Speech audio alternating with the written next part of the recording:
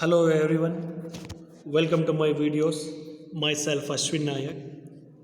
From today, let we start in the second semester in the first chapter in the history, the Moghals and Marathas.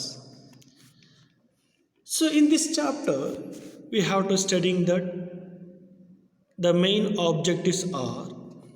So what we have studying in this chapter, okay, the main objectives. So that one is the Mughals rules and who ruled over the North Indian, and then the contributions to the Mughal kingdom to literature, art and architecture field. So in this field, so what were the contributions to that Mughal dynasties? We have to see there in this chapter.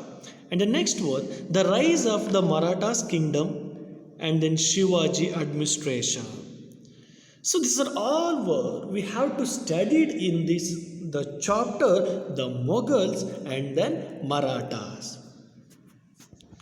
Okay, let me see that the one by one kingdom. At that first one, that is the Mughal dynasties. So Mughal dynasty, it is to be started on this the Babur. So when the administrations of this Delhi Sultan was too very weak with that period, so at that time the Babur established the Mughal rules in the 1526 CE. So the role of Mughals in that particular year, the 1526 to the 1707 in the earlier century.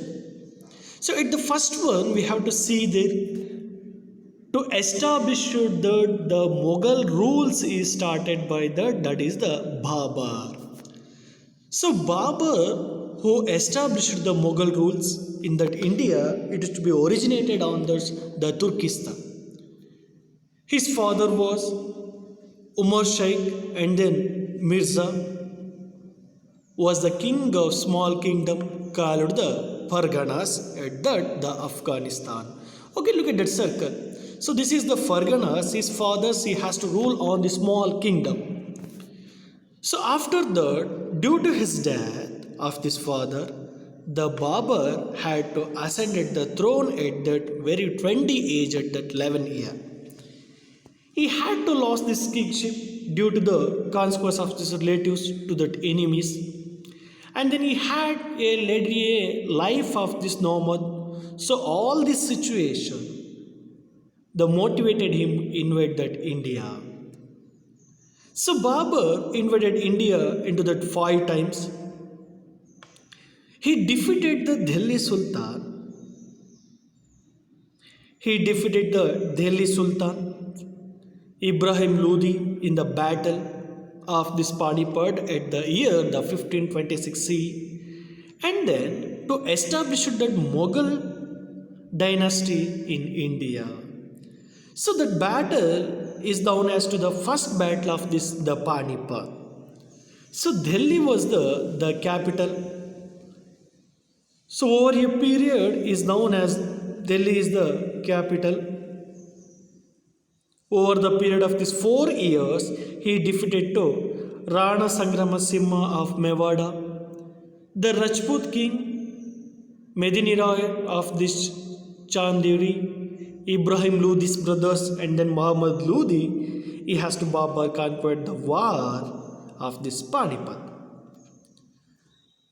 So Gaura and then Kanwa, he established the Mughal rules to over the large areas in the South Indians. So these are all information about that the Babur. So do you know that the Babur wrote the one of this autobiography in this Turkish language. In additions to deals with the political events, he has also described the natural features, the beauty and flora and fauna of this garden of the various areas. So Babur was the poet and a talented artist also. So Babur's books into the Persian, so that is the Babur wrote on the one of the greatest work, that is the Tuski Babri, it is to be famous for this the Mughal Empire. And then next we have to see there the another one king, the Humayun. So this Humayun, he was the second king of this Mughal dynasties. And then he was the son of Babur. He had to face many through the problems. So when he had faced the 15 to 13 C, such these problems of this unsettled by despite the kingdom of trouble from this Afghan enmity of this Babur Shah was Gujarat and his hospitality on his own brother. So he conquered Kalingajar Fort, Durwa, Jaunpur, Chunwar Fort, and then Mandarasa, as to be that Humayun who was defeated the Shesha South sheltered that the province and then they came back to the power after the death of this Shesha. So this time it is to be Humayun, he has the rule of this Mughal Empire. So after that is the Shesha. He started the 15 to 42, the 15 to 45 year. At least he has to ruling on this 5-year administration in this Mughal dynasties. His original name was the Shesha was Farid. He was the founder of this Sur dynasties. His childhood was not satisfied. Defied of his parents' loves, he has to wandered about that some 4 years. When he was to be working under that Barha Khan Lohina, the king of this Bihar, and then he killed a tiger in single-handed and thus to earn the name of Sher Khan. So he killed a tiger single-handed and thus he earned the name of Sher Khan. So when Babur took over that administrations of this India, the Shesha worked under him and played the significant role of this empire.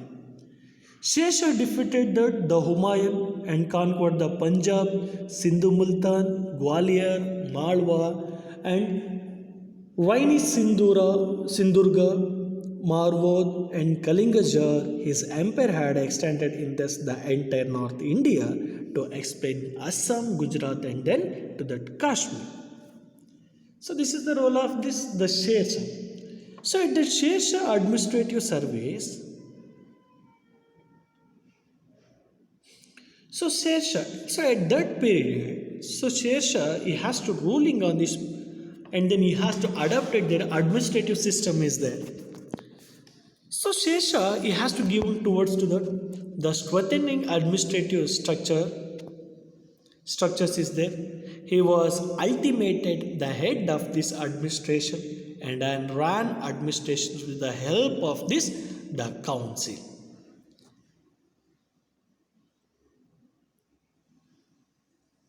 Councils to the minister. So both the civil and the military power were in the hands of to the king. The entire kingdom was divided into the Sarkar and the Paraganas, cavalry, infantry, and the elephant divisions were there in the army. So among this, the cavalry was the powerful.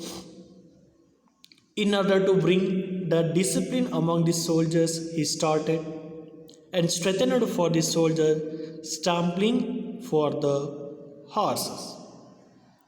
So army was to divided into the small unit.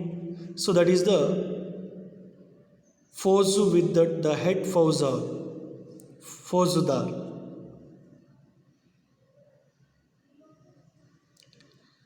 Shesha took personal interest in the organized the superior of this army and he got all the cultivable and land measured and fixed the land tax. He decided the land into the 3 types of based to the fertility, the good, average and then lower. So in these types he has to collect their tax to the land. The farmer had to play with a 3/1 after their the harvested crops of this land for this to the tax of this Shesha administration. So Shesha was known for this the impartial justice.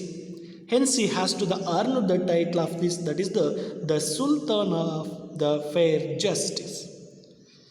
The Sultan was the highest judge in this the kingdom. He decided all the final appearance. He considered his court every Wednesday to the evening. So Shesha, through the new silver coin known as dham into the circulation. This coin, they waited for this, the 180 lucarious seeds. All other Mughal kings continued his practice in either side of these highways.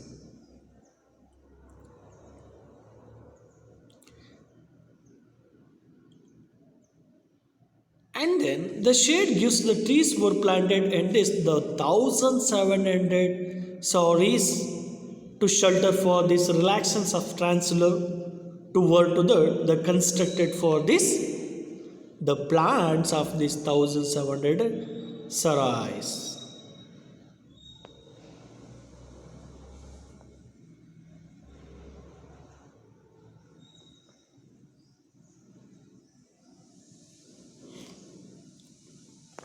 And then next in this Mughal dynasty, it is one of the famous Mughal king, that is the Akbar. So Akbar, he was the one of the most famous king in this Mughal dynasty. He born on Amrot in Sindhu. The Humayun was his father.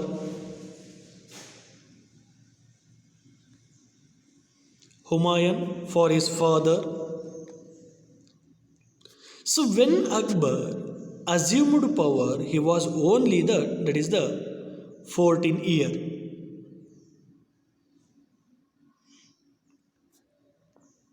He was the 14-year-old.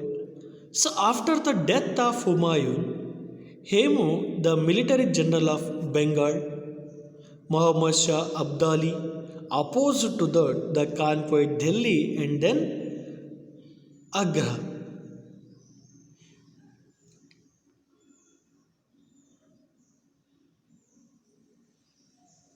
The terrific battle in Panipat in the 15 to 56 between the Hemu and the Mughals. This is known as to call it for the second Panipat war at the moment. So Akbar emerged victorious in this battle. His prime minister and the royal representative Bhairam Khan came to the Akbar's assistance during this the war of this the battle of Panipat. So with the help of mighty army, Akbar conquered the Malwa, Jaipur, Kondavana, Chittora, Ranatambora, Kalingajar, Gujarat, and then Bengal. So the battle of this, the Hedilda, is the most significant battle in the history of medieval to the India. So after the death of this Chittor king, the Rana Udaya Singh, his son, and Rana Pratapa Singh came to the power, came to the ruling of this, the entire power. So Akbar sent his powerful army under the leadership of General the Hetligard. The Mughal army was the victorious, the remaining the states of this Kashmir, Sindhura,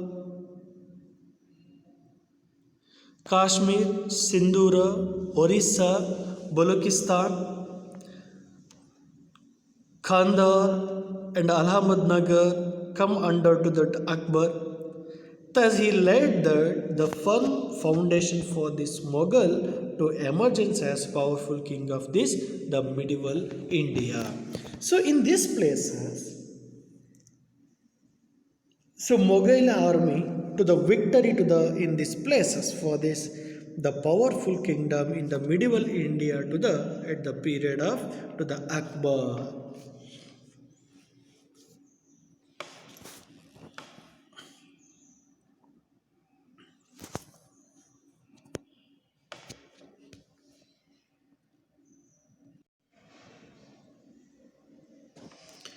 So next we have studying that the Akbar religious policies.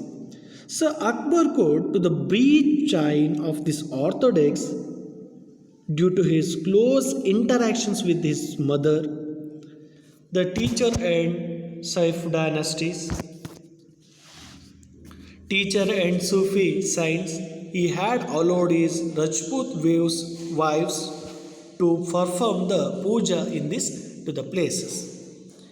He had to order to against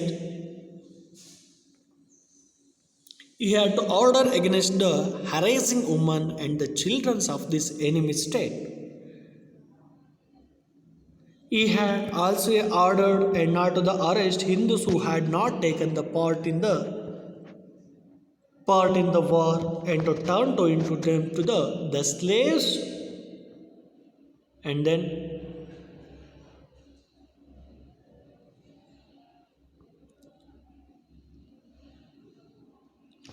he also ordered against the conversions of such Hindus into the Islam. He abolished the jizya, the head tax on these Hindus. He translated the Hindu religious books into the Persian language, and he showed a respect towards the qualified Hindus by appointed by the high positions. Raja Todaramalla was a famous minister of this finance. Bhagavandas, Manish Singh, Todaramalla, and then Rai Singh were this governor. They were the 8 Hindus among these 12. The 12 provincial finance ministers is there. So Akbar directed the festivals of this Rakhi, Deepavali, and then Shivaratri should be celebrated in this to the court. So this is the religious policies of this Akbar. And then the next, the Akbar started the new religion, Din-e-Ilahi. So Din-e-Ilahi, it is to establish a new religion for this Akbar in the 1582. The best aspects of this religious were present in the new religion. This religion was the result of discuss the head Ibadat Khan were Hindus, Jains, Zoroastrians and Christian were the participated. He sought to interest all the people of this kingdom through this new religion. Abdul Fazl was the chief architect of this religion. It believed in one God, culture, and a good behaviors. So this is the Akbar new religion, Dini Ilahi. It is to show that. Okay, let me stop now. In my next class, to say to the Akbar administration and how did the ruled the kingdom. So what was the Akbar revenue system, administrative system? So these are all what we are studying today in my next med class. Thank you for watching this video. Stay home, stay safe. Thank you.